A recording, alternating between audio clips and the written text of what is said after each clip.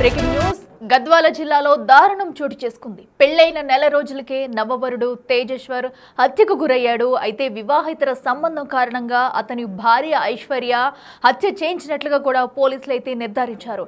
అయితే ఇటు తేజేశ్వర్ కూడా సర్వేయర్గా ఒక కంపెనీలో వర్క్ చేస్తూ వస్తున్నాడు. అయితే ఫిబ్రవరిలోనే వీళ్ళిద్దరికీ పెళ్లి కుదురుగా కూడా కొన్ని అనుమానాలు వచ్చి కుటుంబ సభ్యులు పెళ్లిని వాయిదా వేస్తూ గత నెలలో మే నెలలో కూడా వీరి వివాహం జరిగింది. అయితే పెళ్లైన నెల రోజులకే అతని కుమారుడైతే ఇలాగా మృతదేహంగా పడి ఉండడం చూసి కుటుంబ సభ్యులంతా కన్నీరు మున్నీరుగా వెలిపిస్తున్నారు. అయితే ఎవరైతే ఐశ్వర్య అతని భార్య ఐశ్వర్య ఉందో అతనికి ఒక బ్యాంకులో ఉద్యోగం చేస్తున్న బ్యాంక్ మేనేజర్తో వివాహితర సంబంధం ఉంది ముందు నుంచి. సో దాని వల్లనే ఇప్పుడు తేజేశ్వర్ని అయితే సుపారీ ఇచ్చి మరీ హత్య చేయించినట్లయితే పోలీసులు నిర్ధారణకు వచ్చారు. దీంతో ఒక్కసారిగా తేజేశ్వర్ కుటుంబ సభ్యులైతే కన్నీరు మున్నీరుగా వెలిపిస్తున్నారు.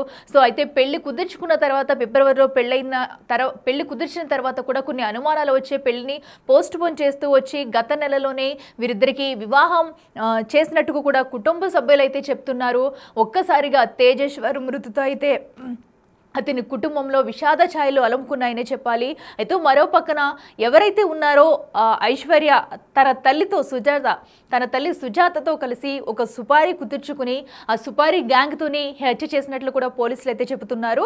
అయితే తేజేశ్వర్ ఒక కంపెనీలో సర్వేయర్గా వర్క్ చేస్తున్నాడు. సో సుపారీ ఎవరికైతే ఇచ్చిందో ఆ సుపారీ పర్సన్స్ కూడా తేజేశ్వర్ని నమ్మించి ఒక సైడ్ దగ్గరికి రావాలంటూ అక్కడికి తీసుకెళ్లి అతి కిరాతకంగా అక్కడ నరికి చంపినట్టు కూడా పోలీసులు అయితే ఈ ఘటనపై విచారిస్తున్నారు. అయితే ఇప్పుడు ప్రస్తుతం అయితే తేజేశ్వర్ కుటుంబ సభ్యులు కన్నీరు మున్నీరుగా విలిపిస్తున్నారు. తమ కుమారుణ్ణి హతమార్చిన వారిని కఠినంగా శిక్షించాలంటూ కూడా తన కోడలు ఎవరైతే ఉన్నారో ఐశ్వర్యాన్ని కఠినంగా శిక్షించాలి, సుపారీ ఇచ్చిన వారిని శిక్షించాలంటూ కూడా వారు తేజేశ్వర్ కుటుంబ సభ్యులైతే కన్నీరు మున్నీరుగా వెలిపిస్తున్న ఘటన అయితే మనం చూస్తున్నాము. అయితే పెళ్లైన నెల రోజులకే తమ కుమారుడు చనిపోవడంతో ఆ కుటుంబ సభ్యులు విషాదంలో మునిగిపోయారని చెప్పాలి. సో ఈ సందర్భంగా కూడా వాళ్ళైతే బిగ్ టీవీతో తమ బాధను పంచుకున్నారు. అసలు తమ కోడలు ఎలాంటిది, అసలు ఏం జరిగిందనేది కూడా తేజేశ్వర్ కుటుంబ సభ్యులు బిగ్ టీవీతో మాట్లాడారు. ఒకసారి వారు ఏమన్నారో చూద్దాం. తేజేశ్వర్ మా తమ్ముడు, నేను వాళ్ళ అన్నను.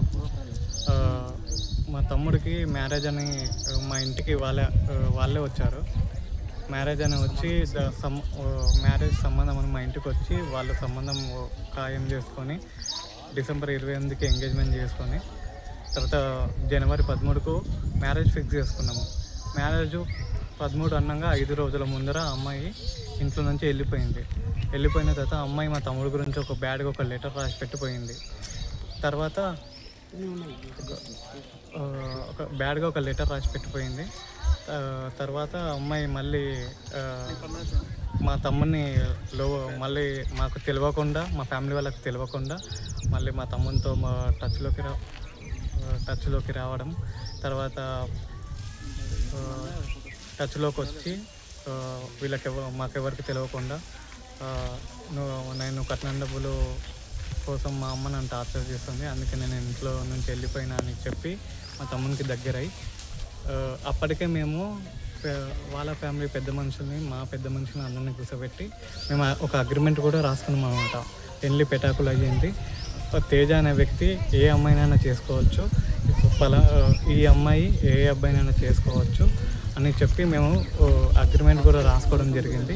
కానీ వీళ్ళిద్దరూ అగ్రిమెంట్ బ్రేక్ చేసి ఇద్దరు మాట్లాడుకోవడము, ఒకరికొకరు కలుసుకోవడము, తర్వాత వాళ్ళ అమ్మని ఎక్కించుకొని ఊరు మొత్తం తిరగడము, ఈ అమ్మాయిని వాళ్ళ అమ్మను వాళ్ళ ఫ్యామిలీ వాళ్ళను కలవడము, మా తమ్ముడు మాకు తెలియకుండా కర్నూలుకి వెళ్ళడము, రోడ్లపై తిరగడము, ఇట్లా చాలామంది చూసి మాకు ఇన్ఫర్మేషన్ కూడా ఇచ్చేవాళ్ళు. ఏంటి అని గట్టిగా అడగడం, ఓ రోజు ఇంట్లో నిలదీసి అడగడం వల్ల నేను అమ్మాయినే చేసుకుంటా, లేకుంటే నేను పెళ్ళే చేసుకుంటే జీవితాంతం ఇలాగే ఉండిపోతా అని చెప్పి మమ్మల్ని రోజుకి ఇంకా నేను చేసుకుంటా, అమ్మాయినే చేసుకుంటా లేకుంటే లేదు అని చెప్పడము స్టార్ట్ చేసాను. ఎప్పుడైతే పెళ్ళికి 5 రోజుల ముందర అమ్మాయి వెళ్ళిపోయిందో మేము కూడా ఎంక్వైరీ చేయడం స్టార్ట్ చేసాం అనమాట. అమ్మాయి ఫ్యామిలీ గురించి ఎంక్వైరీ చేసే కొద్దీ మాకు కొన్ని కొత్త నిజాలు తెలుస్తున్నాయి.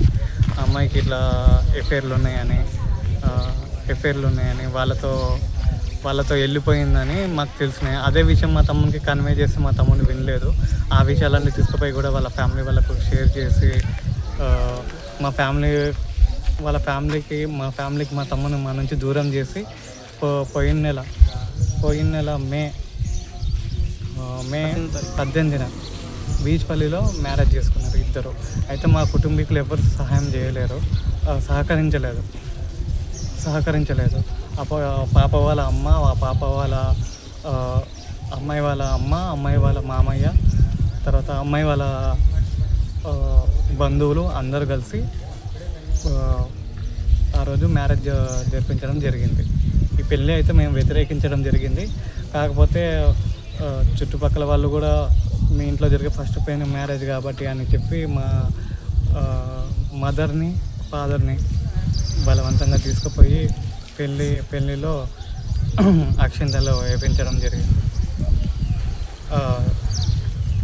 తర్వాత అమ్మాయి ఇంటికి రావడము, తర్వాత ఆ అమ్మాయి గురించి పూర్తిగా తెలుసుకున్న నేను ఆ మ్యారేజ్ను వ్యతిరేకిస్తూనే వస్తున్నాను. వ్యతిరేకిస్తూనే ఉన్నాను. తర్వాత నేను ఇంటి నుంచి వెళ్ళిపోవడం జరిగింది, వేరే దగ్గర రూమ్ తీసుకొని ఉండడం జరిగింది. తర్వాత ఇంటికి కూడా ఫోన్ చేసి చెప్పాను, ఏ రోజైతే ఆ అమ్మాయి తమ్ముడిని మిమ్మల్ని మంచిగా చూసుకుంటుంది అని నమ్మకం వచ్చిన రోజు నేను మన ఇంటికి వస్తానమ్మా అని చెప్పాను. కాకపోతే అంతలోనే ఈ అమ్మాయి ఈ దారుణానికి ఒడిగట్టింది. నాకు వాళ్ళ మామయ్య, తర్వాత వాళ్ళ అమ్మ, తర్వాత ఆ అమ్మాయి, తర్వాత వాళ్ళ బంధువులు అందరూ కలిసి ఇంత కుట్ర పన్నాను. ఇలాంటి రోజు అసలు అనుకోలేదు మేమంతా. జస్ట్ ఒక నెల క్రితమే వాళ్ళిద్దరికి మ్యారేజ్ అయింది. ఇద్దరు ఇష్టపడి పెళ్ళి చేసుకున్నారు. అసలు గత 5 రోజుల నుంచి వాడు 17వ తారీఖు నుంచి వాడు మిస్ అయిపోయినాడు. పోయి మేమంతా పోలీస్ కంప్లైంట్ ఇచ్చినాం. ఆల్రెడీ ఇచ్చిన రోజు నుంచి మేమంతా అనుమానం వ్యక్తం చేస్తూనే ఉన్నాం. అసలు ఈ అమ్మాయి మీదనే, పెళ్లి చేసుకున్న అమ్మాయి మీదనే, ఈ అమ్మాయికి కొన్ని ఇల్లీగల్ అఫైర్స్ ఉన్నాయని మాకు ఈ మధ్య తెలిసింది. దానివల్లనే వాడిని ట్రాప్ చేసి పెళ్లి చేసుకొని దూరంగా తీసుకెళ్ళి చంపేయించిండ్రని మాకు నిన్న రాత్రి డెడ్ బాడీ మాకు 5 గంటలకి మా అన్న ఫోన్ చేసి చెప్పింది, ఇట్లా డెడ్ బాడీ దొరికింది, తేజలాగానే కనిపిస్తున్నాడు అని మాకు చెప్తే మేము చాలా అసలు ఏంది ఇలా జరిగింది, వాని జీవితం ఇలా ముగిస్తా అసలు అనుకోలేదు మేమంతా. కానీ అసలు మీకు పెళ్ళిళ్ళు, ఒకవేళ అమ్మాయిలకు పెళ్ళిళ్ళు ఇష్టం లేకపోతే పెళ్ళిళ్ళు చేసుకోకండి. అనవసరం ఒకరి జీవితాన్ని ఇట్లా ముగించాల్సిన అవసరం లేదు కదా. మనం చూసాం కదా, అటు తేజేశ్వర్ మృతి పట్ల కుటుంబ సభ్యులు కన్నీరు మున్నీరుగా విలపిస్తున్నారు. అలాగే ఐశ్వర్య గురించి కూడా వారైతే బిగ్ టీవీతో చెప్పుకుని కన్నీటి పర్యంతం అవుతున్న దృశ్యాలైతే మనం చూస్తాము. ఇక మరింత సమాచారం అందించేందుకు మా ప్రతినిధి శంకర్ ఉన్నారు ఫోన్లో. శంకర్, చెప్పండి, వివాహేతర సంబంధమే ఈ హత్యకు దారితీస్తుంది అనుకోవచ్చా? అసలు ఈ ఘటనలో మొత్తం ఎంతమంది ఘటనకు పాల్పడ్డారు? పోలీసులు ఏం చెప్తున్నారు?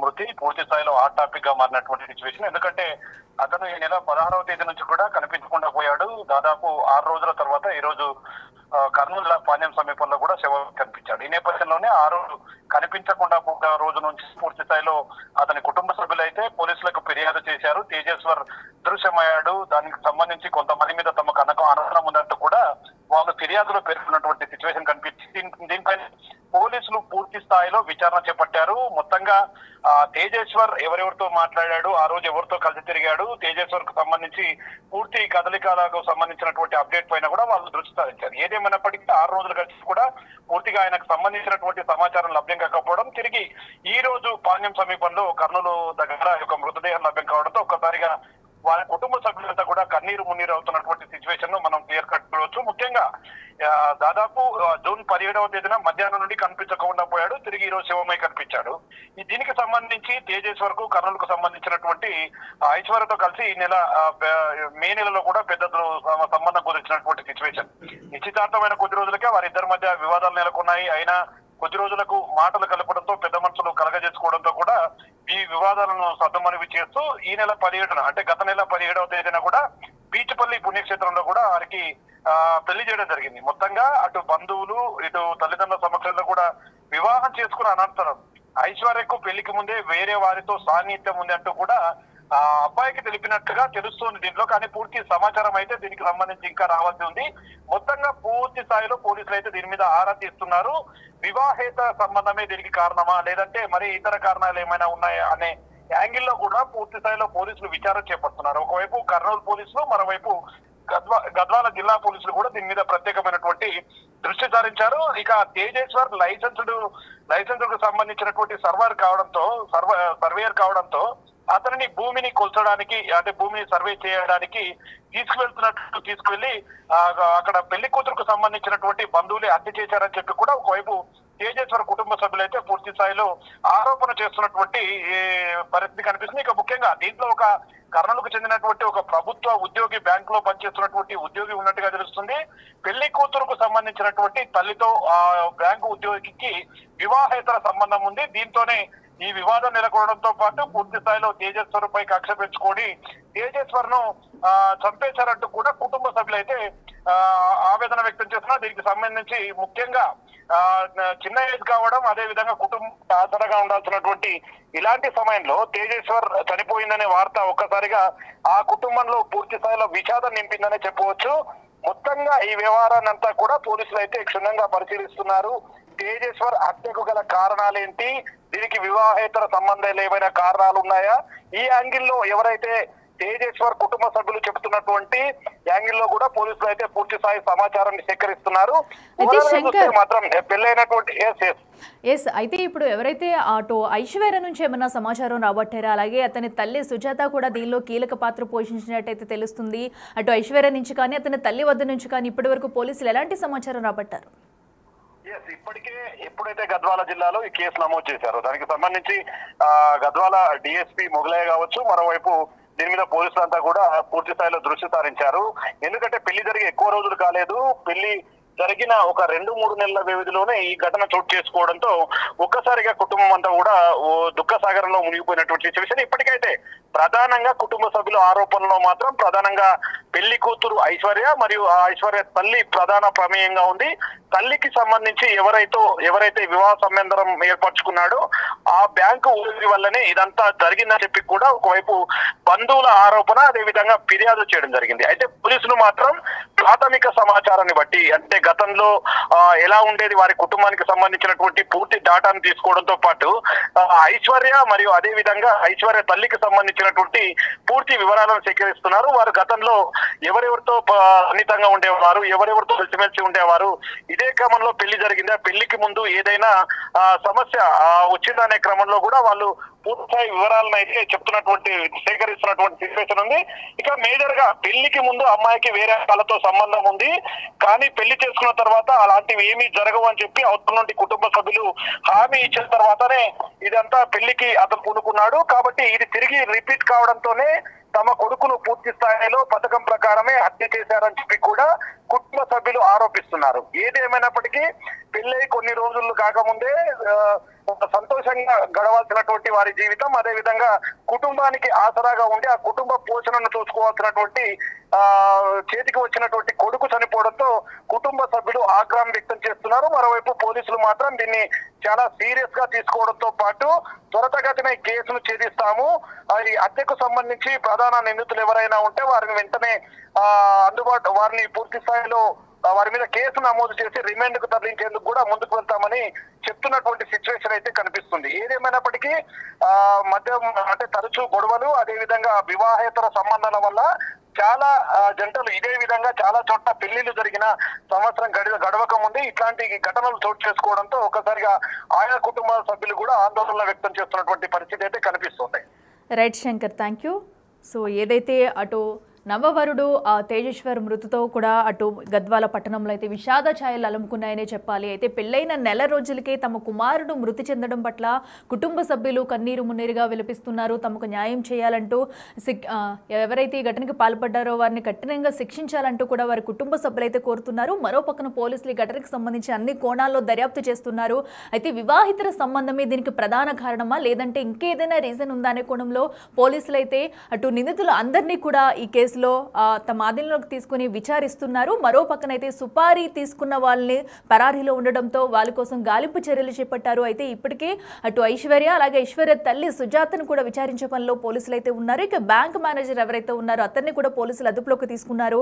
ఇక సుపారీ ఇచ్చిన వాళ్ళని తమ అదుపులోకి తీసుకుని విచారిస్తే కనుక ఈ కేసు అయితే ఒక కొలిక్కి వచ్చే అవకాశం కనిపిస్తుందంటూ పోలీసులు అయితే చెబుతున్నారు. అయితే ఇప్పుడు ప్రస్తుతం తమ కుటుంబ సభ్యులైతే తేజేశ్వర్ కుటుంబ సభ్యులు మాకు న్యాయం చేయండి అంటూ కూడా బోర్న విలిపిస్తున్న పరిస్థితి మనం చూస్తున్నాం.